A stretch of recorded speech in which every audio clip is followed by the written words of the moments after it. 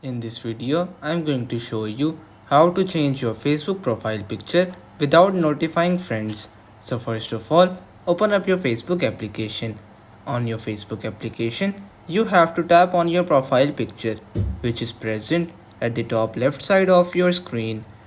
On your profile, you very simply have to tap on the profile picture, which is present right above your name.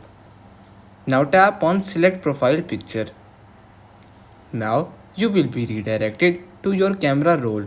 So I will simply tap on more to extend the menu, then select a picture which I want to use as my profile picture.